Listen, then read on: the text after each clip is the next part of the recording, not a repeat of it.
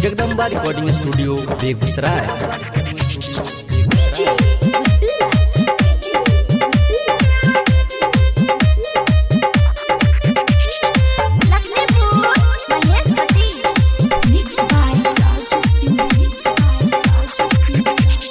पहिले पहिले आइल बनी ससुरार में, बड़ा निकल तारू साली सलवार में।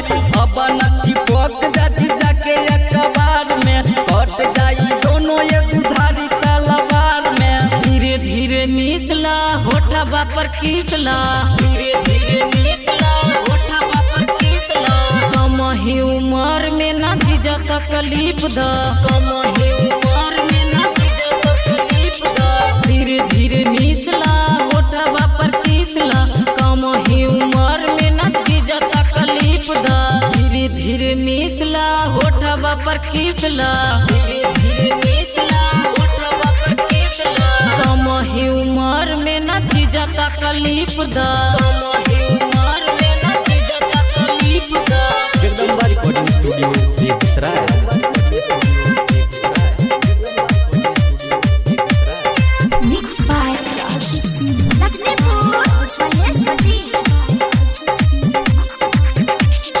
धीरे धीरे देह सुहुरावतरु हो, हाउ वाला फील न जगावतरु हो।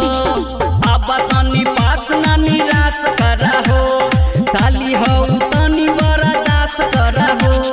धीरे धीरे मिसला होठा पर किसला, धीरे धीरे मिसला होठा पर किसला। कम ही उम्र में न जीजा तकलीफ दा, कम ही उम्र में न जीजा तकलीफ दा। धीरे धीरे मिसला होठा पर किसला, कम ही उम्र में न जीजा तकलीफ दा। धीरे धीरे मिसला होठा पर किसला, धीरे धीरे मिसला होठा पर किसला। कम ही उम्र में न जीजा तकलीफ दा, कम ही उम्र में न जीजा तकलीफ दा। Jagdamba recording studio Begusarai.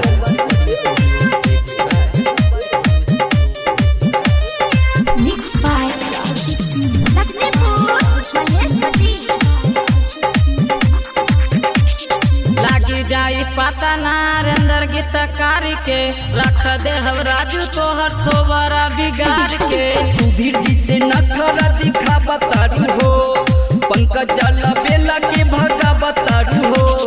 धीरे धीरे मिसला होठा पर किसला, धीरे धीरे मिसला होठा पर किसला। कम ही उम्र में न जीजा तकलीफ दा, कम ही उम्र में न जीजा तकलीफ दा। धीरे धीरे मिसला होठा पर किसला, कम ही उम्र में न जीजा तकलीफ दा।